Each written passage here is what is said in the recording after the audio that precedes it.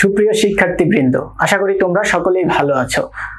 এরই মধ্যে আমরা আমাদের প্রাইম পাঠশালার পক্ষ থেকে ত্রিকোণমিতিক প্লেলিস্টের 5টি লেকচার শেষ করেছি।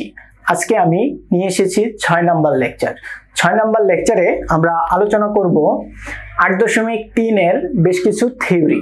সো থিওরিগুলো পড়ার জন্য তোমাদেরকে কি করতে হবে, বোর্ড বইয়ের বই অনুশীলনের আগে যেই কিছু থিওরি প্রশ্ন আলোচনা করা থাকে, উদাহরণ দেওয়া থাকে, সেগুলো বুঝে বুঝে করতে হয়। সো সেগুলো অনেক স্টুডেন্টই করে থাকে না। সো করে না থাকার কারণে তাদের বেসিকটা স্ট্রং হয় না। এর জন্য আমি চেষ্টা করেছি 1 থেকে 1.5 ঘন্টার একটা ভিডিওর মাধ্যমে চ্যাপ্টারের সবগুলো থিওরি বোঝানোর এবং এর পরবর্তীতে অন্য একটি ভিডিওতে সবগুলো বোর্ড বইয়ের প্রশ্ন সলভ করার। আশা করি তোমাদের এটার দ্বারা বেসিক যেমন উন্নত হবে এবং পরীক্ষার হলের প্রশ্ন কিভাবে সলভ করতে হয় সেটাও তোমরা বুঝতে পারবে। দেখো, আমরা আমাদের প্লেলিস্টগুলো সাজিয়েছি এভাবে: 1 নম্বর লেকচার, 2 নম্বর লেকচার, 3 নম্বর লেকচার, 4 নম্বর লেকচার, এভাবে আমাদের টোটাল 9টা লেকচার থাকবে, যেখানে তুমি থিওরি প্লাস বোর্ড বইয়ের প্রশ্ন প্লাস বোর্ডের প্রশ্ন এবং বোর্ডের এমসিকিউ সব ধরনের সবকিছুই এখানে থাকবে। আশা করি তোমরা প্লেলিস্টটা পুরোটা কমপ্লিট করবে। সো আজকের আলোচনার প্রথম টপিকটা হচ্ছে নেগেটিভ কোণের জন্য যে ত্রিকোণমিতিক কোণ। সো আমরা জানি কোণ হচ্ছে দুই ধরনের, জ্যামিতিক কোণ, ত্রিকোণমিতিক কোণ। ত্রিকোণমিতিক কোণ হচ্ছে আবার দুইটা ভাবে ভাগ করা যায়, নেগেটিভ কোণ এবং পজিটিভ কোণ। সো আমরা এর আগে 8.2 আমরা পজিটিভ কোণের বিভিন্ন ফাংশন, বিভিন্ন সমীকরণ আমরা সলভ করেছি। আজকে আমরা দেখব যদি নেগেটিভ কোণ হয় তাহলে আমরা কিভাবে কোণ প্রকাশ করব। সো নেগেটিভ কোণের জন্য তোমার চিত্রটা হবে এরকম। খেয়াল করে দেখো, এইটা আমাদের ছিল পজিটিভ কোণের জন্য এবং এটা ছিল আমাদের নেগেটিভ কোণের জন্য। সো নেগেটিভ কোণের ক্ষেত্রে তোমার কি হবে, এই যে সাইন, এই সাইনের ক্ষেত্রে তুমি দেখবে এখানে পজিটিভ কোণ থাকে, আবার অনেক সময় দেখবে এই চ্যাপ্টারে সাইন -θ থাকবে। সো আসলে এইটার মান আমরা বের করতে পারি, বাট এইটার মান কিভাবে বের করব। সো এইটার মান কিভাবে বের করা যায় সেটাই আজকে আমরা এই চ্যাপ্টারে শিখব। তবে তোমাদেরকে সবচেয়ে ভালো সংবাদ বা সুখের সংবাদ হচ্ছে এই চ্যাপ্টারের জন্য একটা ফরমেশন বা একটা সূত্র অথবা একটা জিনিস ভালো করে বুঝবে, তাহলে সবগুলো অঙ্কই করতে পারবে। তার আগে আমি আসলে তোমাদেরকে বলে দেই এই চ্যাপ্টারে কি কি ধরনের হতে পারে বা কি ধরনের চিত্রগুলো তোমাদের পরীক্ষাতে আসতে পারে। খেয়াল করে দেখো, এটা হচ্ছে -θ কোণের জন্য। এখানে খেয়াল করে দেখো, সাইন -θ, এটার জন্য কি হচ্ছে -sinθ। কোসেক -θ, এটা হচ্ছে -cosec θ। খেয়াল করে দেখো, cos -θ সমান সমান কি লিখছে, cos θ। আবার sec -θ কি লিখছে, sec θ। বাকি সবার ক্ষেত্রেই খেয়াল করে দেখো, এখানেও নেগেটিভ আছে, এখানেও নেগেটিভ আছে, এখানেও নেগেটিভ আছে, এখানেও নেগেটিভ আছে। এখন তোমাদেরকে আমি বলি, যারা আমার রেগুলার ক্লাস তোমরা করো বা আমার রেগুলার ভিডিওগুলো দেখো, তোমরা ইতিমধ্যেই জানো যে চতুর্ভাগ সম্পর্কে আমরা বিস্তারিত আলোচনা করেছি 2 নাম্বার লেকচারে। সো চতুর্ভাগ সম্পর্কে যখন বিস্তারিত আলোচনা করেছি তখন কিন্তু আমি বলেছিলাম তোমাদেরকে যে কোন ফাংশন কোন চতুর্ভাগে পজিটিভ হবে, কোন চতুর্ভাগে নেগেটিভ হবে। সো এইখানে খেয়াল করে দেখো, এই যে থিটা কোণের ত্রিভুজটা, সেটা কোন চতুর্ভাগে, চতুর্থ চতুর্ভাগ। কোন চতুর্ভাগ, চতুর্থ চতুর্ভাগে পজিটিভ কে আমরা পড়েছিলাম, পজিটিভ ছিল cos এবং sec। cos এবং sec এরা ছিল পজিটিভ, তার মানে এদেরকে তুমি বলতে পারো এর জন্য এর মানটা এখানে কি পজিটিভ হয়েছে, এর মানটা নেগেটিভ, এর মানটাও পজিটিভ হয়েছে, বাকি সবার মানটা কি হয়েছে, নেগেটিভ হয়েছে। তাহলে খেয়াল করে দেখো, এখানে আসলে পজিটিভ সাইন হবে না নেগেটিভ সাইন হবে সেটা কিসের উপর ডিপেন্ড করে, সেটা চতুর্ভাগের উপর ডিপেন্ড করে। এটা কিন্তু তোমাদের মাথায় গেঁথে নাও, এটা আমাদের পরবর্তীতেও লাগবে। ওই যে একটা সূত্র বললাম না, যে একটা টার্ম তুমি যদি ধরতে পারো, একটা ফর্মুলা যদি ধরতে পারো, তাহলে এই চ্যাপ্টারের সংখ্যা অঙ্ক পারবে। সেখানের একটা কি হচ্ছে, এখানে কোন চতুর্ভাগে পড়বে সেটা। এখন খেয়াল করে দেখো, তার মানে কি, এখানে sin θ, sin θ কে আমরা কিভাবে লিখতে পারবো, -sin θ π/6। এখন বলো sin π/6 এর মান কত, এটা তো অলরেডি মুখস্থ করে আসছো। কয় নাম্বার লেকচারে মুখস্থ করে আসছো? 3 নাম্বার। এটা কোথায় মুখস্থ করছো? 4 নাম্বার লেকচারে আছে যে সাইন এর মানটা কত আছে। সাইন 30 ডিগ্রির মান আছে 1/2। সো এটাই হচ্ছে আমাদের আনসার। আর নেগেটিভ কেন দিলাম? কারণ সাইন মাইনাস থিটা কোন চতুর্ভাগে পড়ে গেছে? চতুর্থ চতুর্ভাগে। সো এটার মান হবে নেগেটিভ। খেয়াল করে দেখো এইখানে কি হবে? কস। কস এটা কোন চতুর্ভাগে পড়ছে? এটা পড়ছে হচ্ছে চতুর্থ চতুর্ভাগ। চতুর্থ চতুর্ভাগে কস কি? পজিটিভ। তার মানে কস 45 ডিগ্রির মান 1/√2। এটা হচ্ছে আনসার। এখন খেয়াল করে দেখো tan। tan মাইনাস থিটা এটা কোন চতুর্ভাগে পড়ছে? এটা হচ্ছে চতুর্থ চতুর্ভাগে। চতুর্থ চতুর্ভাগে কে কে পজিটিভ? cos এবং sec। আর tan কি? নেগেটিভ। তার মানে আমি নেগেটিভ চিহ্নটা দিলাম। এখন π/4। সো tan π/4 এর মান কত? tan π/4 এর মান হচ্ছে 1। এগুলো কিন্তু আমরা 4 নম্বর লেকচারে মুখস্থ করে আসছি। খেয়াল করে দেখো ঠিক তদ্রূপ ভাবে তোমার এতক্ষণ তো আমরা দেখলাম যে মাইনাস থিটা। এখন সেটা যদি হয় 90 মাইনাস থিটা, যদি 90 মাইনাস থিটা হয় তখন আসলে কি হবে? দেখো 90 মাইনাস থিটা যদি হয় তাহলে চিত্রটা এরকম হয়ে যাবে। সো যখন এরকম থাকবে এটা কোন চতুর্ভাগ বলো তো? এটা হচ্ছে প্রথম চতুর্ভাগ। প্রথম চতুর্ভাগে খেয়াল করে দেখো সবাই পজিটিভ, সবাই পজিটিভ। এখানে কেউ কিন্তু নেগেটিভ না, কারণ আমরা বলেছিলাম যে প্রথম চতুর্ভাগে কেউ নেগেটিভ হবে না। তার মানে পজিটিভ হবে না নেগেটিভ হবে সেটা কিসের উপর ডিপেন্ড করে? সেটা চতুর্ভাগের উপর ডিপেন্ড করে। তো এর আগে তোমাদেরকে এইখানে তোমরা যখন পড়বা তখন একটু খেয়াল করে দেখবা যে এইখানে সাইন আসলে এখানে এসে কজ হয়ে গিয়েছে। সো এটা কেন হয়ে গিয়েছে সেটা আমরা বিস্তারিত আলোচনা করব আমাদের প্রিমিয়াম ব্যাচে। কিন্তু তোমাদেরকে আমি এখানে বলে দিব আসলে কোনটা থাকলে কিসে পরিবর্তন হবে, এটা একটু পরেই তোমরা পাবে। খেয়াল করে দেখো এইখানে আমরা এই মানটা কিভাবে তাহলে বের করব। তো এই স্লাইডটার সাহায্যে আমরা এই মানটা দেখি কিভাবে বের করব। দেখো এখানে কিন্তু প্রথমত আমি তোমাদেরকে সাধারণভাবে করে দিই, আমরা জেনারেল ম্যাথে যেভাবে পারি। π/2 মাইনাস π/6। সো এটাকে তুমি যদি লসাগু নাও তাহলে হচ্ছে 3π/5 সমান সমান হচ্ছে সাইন 2π/6। সুতরাং সাইন π/3। সাইন π/3 এর মান কত? সাইন π/3 এর মান হচ্ছে √3/2। এটা হচ্ছে আনসার। এটা হচ্ছে আমরা জেনারেল ম্যাথে করি, বাট আমরা এইখানে কিভাবে করব? আমরা যে কোনগুলো পড়লাম ওইটাকে কিভাবে অ্যাপ্লাই করব দেখো। আমি তোমাদেরকে এখন এই যে ইয়েতে ফর্মুলাটা দিয়ে করব। Sine π/2 minus π/6। খেয়াল করে দেখো এখানে কি হবে? আমি বলছি তো পরিবর্তন হয়। পরিবর্তন কিভাবে? সাইন থাকলে কজ হয়। সেই পরিবর্তনগুলো আমি তোমাকে একটু পর দেখাচ্ছি, তখন বুঝে যাবে। সাইন থাকলে কজ হবে এবং π/6 হবে। এখন π/6 এটা আবার পজিটিভ হবে না নেগেটিভ হবে? অবশ্যই পজিটিভ হবে, কারণ প্রথম চতুর্ভাগ। তার মানে এর মানটা কত? √3/2। এটা কিন্তু আমরা 4 নম্বর লেকচারে মুখস্থ করে আসছি। সো দেখো এটা দিয়ে কিন্তু আমরা দুইটা ভাবেই করতে পারি, মান কিন্তু সবসময় সেমই আসে। সো এটা নিয়ে টেনশন করার নাই, তুমি অঙ্ক যেইভাবেই করো তোমার অঙ্ক হবে, কিন্তু তুমি কখন কোন চ্যাপ্টার পড়তেছো সেটার উপরে ডিপেন্ড করে, বাট মান কিন্তু সবসময় সেমই হয়। তাহলে তোমাদের হোমওয়ার্ক থাকবে এই যে বাকি দুইটা, এটা হচ্ছে তোমাদের হোমওয়ার্ক। 1 নম্বর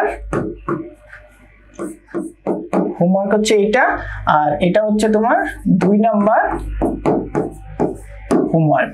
সো তোমরা এই দুইটা অঙ্ক করে এর মান কত হয় আমাদের কমেন্ট সেকশনে 1 দিয়ে এবং 2 দিয়ে দিবে। তো চলো আমরা আমাদের সেই কাঙ্ক্ষিত যেই ফর্মুলাটা সেই ফর্মুলাটাতে যাই। সো এইখানেও দেখো আমরা এর আগে দেখলাম যে প্রথম চতুর্ভাগে, সো এটা দ্বিতীয় চতুর্ভাগে কিভাবে হয়। সো দ্বিতীয় চতুর্ভাগে পরিবর্তন হয়।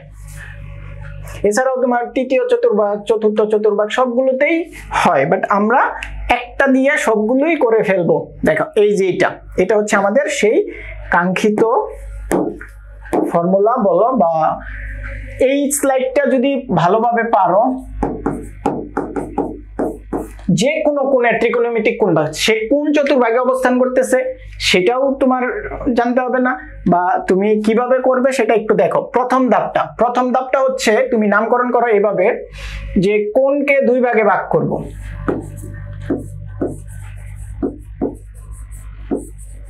কোণকে দুই ভাগে ভাগ মানে কি, মানে হচ্ছে যেমন এই যে মনে করো 90 প্লাস 30, এটা কি দুইটা ভাগে ভাগ করলাম না, একটা কোণকে এইভাবে দুই ভাগে ভাগ করব, ঠিক আছে। এর পরবর্তীতে এটা হচ্ছে 1 নাম্বার কাজ। এর পরবর্তীতে 2 নাম্বার কাজ। 2 নাম্বার কাজটা কি? 2 নাম্বার কাজটা হচ্ছে ফাংশন পরিবর্তন। 2 নাম্বার কাজটা কি? ফাংশন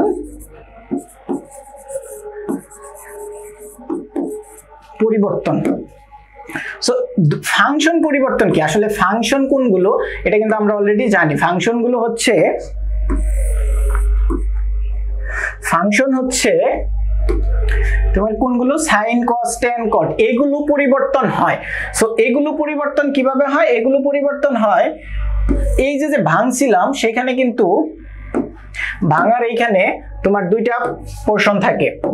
দেখো, একটা হচ্ছে 90 এর গুণিতক, বাকি থাকবে আরেকটা।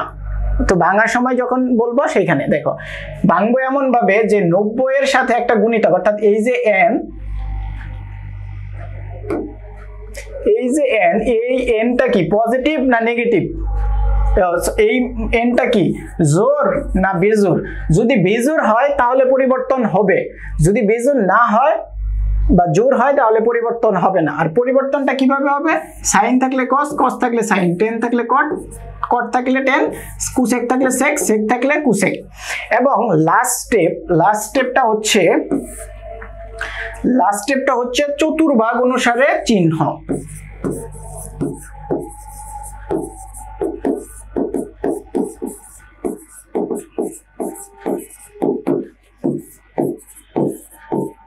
ঠিক আছে, চতুর্ভাগ অনুসারে চিহ্ন বসবে। সো এটা তোমাদের কাছে স্ক্রিনশট নিয়ে রাখো, এটা খুব ভালোভাবে পড়বে। এই তিনটা যদি থাকে তাহলে তুমি যে কোনো কোণ ভেঙে মান বের করতে পারবে। দেখো আমি তোমাদেরকে একটা এক্সাম্পল দেখাই। এই যে এটা হচ্ছে সবসময় একটা স্ট্যান্ডার্ড মান, এই মানটার সাথে তুলনা করবে। খেয়াল করে দেখো, তোমাকে আমি বললাম যে 16 π/5, বা এটাকে তুমি এটা না দিয়ে দেখো, তোমাকে সুন্দর করে দিয়ে দেই 17 π/, মনে করো 4।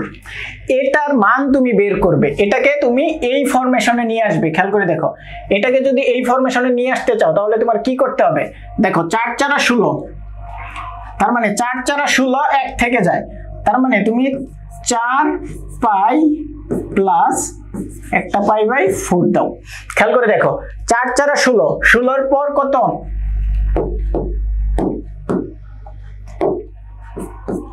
দেখো 4 × 16 আর 1 17, তার মানে ওই একটা এখানে রাখলা আর 4 × 16 দিলা। এখন খেয়াল করে দেখো এখানে কি পাই আছে না π/2 আছে?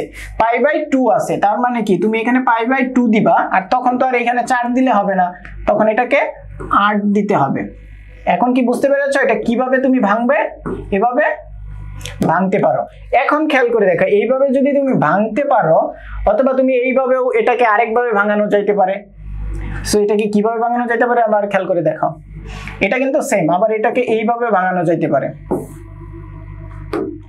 দেখো আমি এটাকে তোমাকে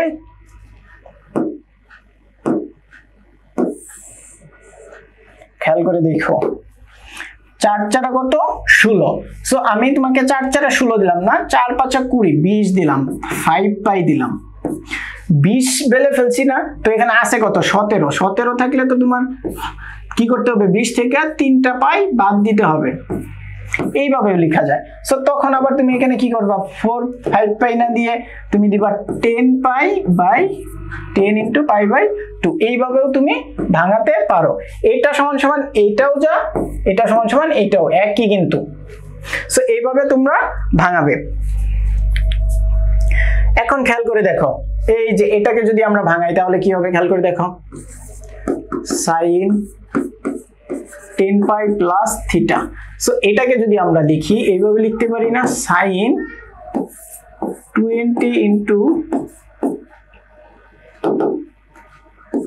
পাই বাই 2 প্লাস থিটা।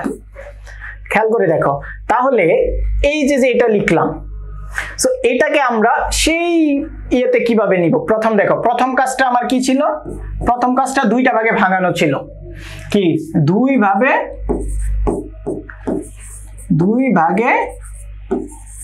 ভাগ, অর্থাৎ দুইটা পার্ট করা, বা এখানে দুইটা ভাগ না দিয়ে এখানে দুইটা পার্ট বলি,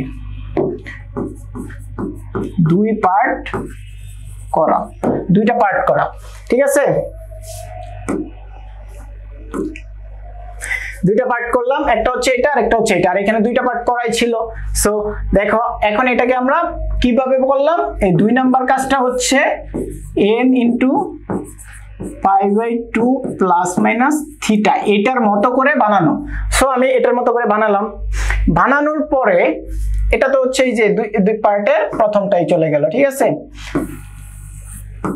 এটাকে কি করব, এইভাবে দুই পার্ট করা, এর মতো করে করা। এবং 2 নাম্বারটা কি হবে, 2 নাম্বারটা হচ্ছে ফাংশন পরিবর্তন।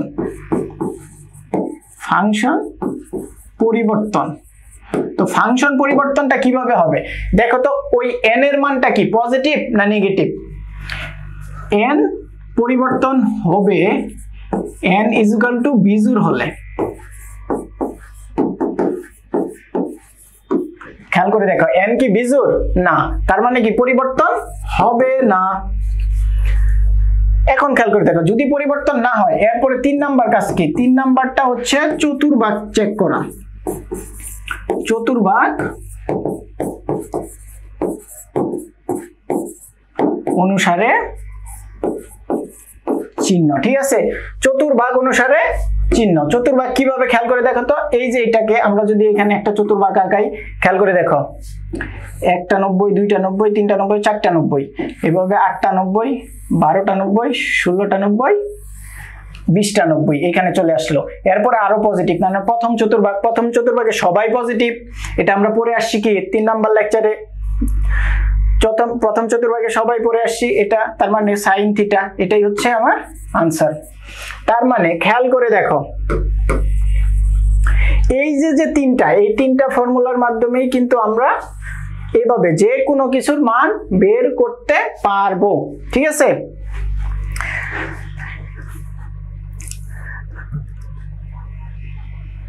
খেয়াল করে দেখো, এখন এখানে আমি যদি তোমাদেরকে এই অঙ্কটা আরেকবার করতে বলি, এই যে এটার মান কিভাবে বের করব, খেয়াল করে দেখো, cos, আমি তোমাকে কিভাবে ভাঙাইতে বলছিলাম, 3 6 18, 6 পাই প্লাস পাই বাই 3।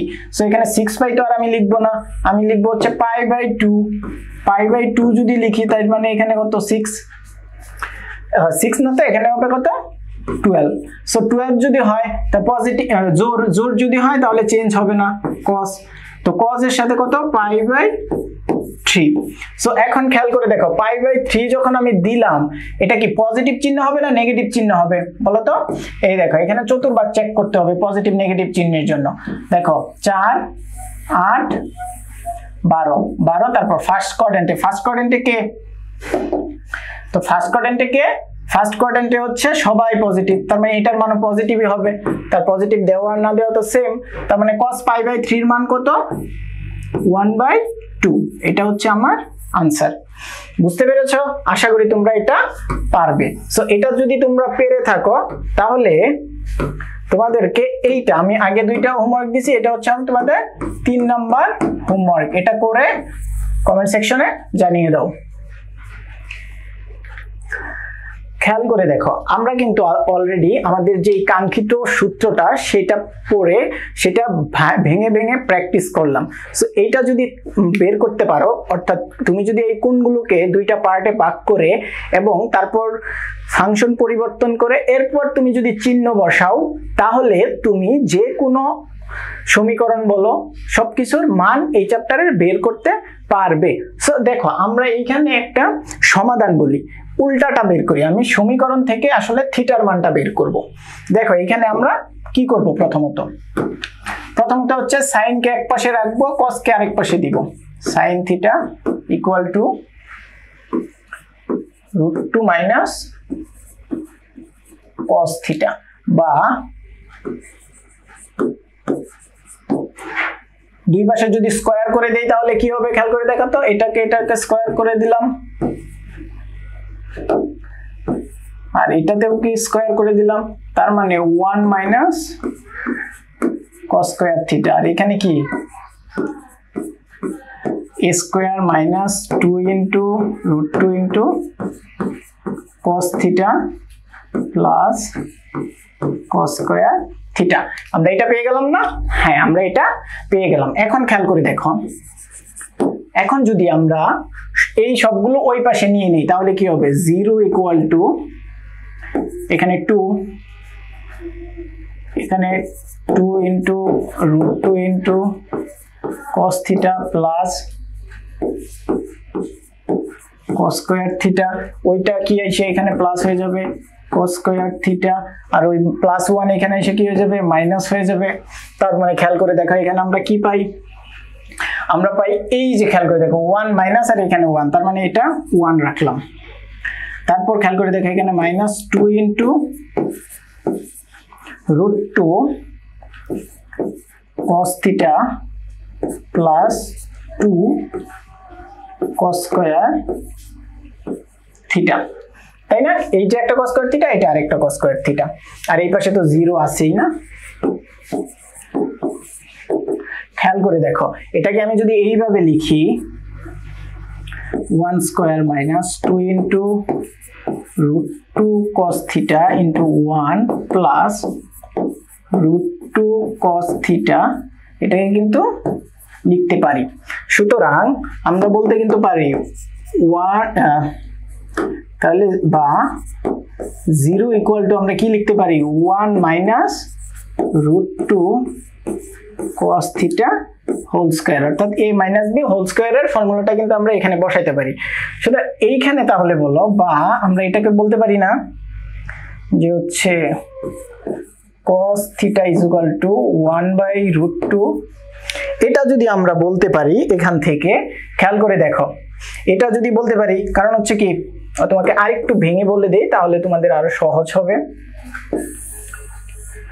খেয়াল করে দেখো এখানে, তার মানে এখানে আমরা কি পাবো, এখানে পাবো হচ্ছে 1 minus √2 cos theta is equal to 0, বা cos theta is equal to হচ্ছে 1/√2 সমান সমান হচ্ছে cos π/4। সুতরাং থিটা ইজ ইকুয়াল টু কত, π/4। এইটা হচ্ছে আমাদের, দেখো π/4, এটার মান কত, এটার মান হচ্ছে কত, এই যে সূক্ষ্মকোণ কিন্তু বলে দিছে। সো এটা হচ্ছে আমাদের সেই কাঙ্ক্ষিত সমাধান। আশা করি তোমরা এই অঙ্কটাও বুঝতে পেরেছ। খুব সহজ অঙ্ক। এইভাবে আমরা কিন্তু প্রতিনিয়তই তোমাদের জন্য প্লেলিস্টের ভিডিও বানাচ্ছি, এবং তোমাদের যারা 9-10 এর উচ্চতর গণিত আছে তারা আমাদের চ্যানেলটাকে সাবস্ক্রাইব করে রাখতে পারো এবং তোমাদের বন্ধু বান্ধবকে জানিয়ে দিতে পারো। এখানে কিন্তু প্রতিনিয়তই এরকম সুন্দর সুন্দর কন্টেন্ট এবং খুব গোছালোভাবে উপস্থাপন করা হয়ে থাকে।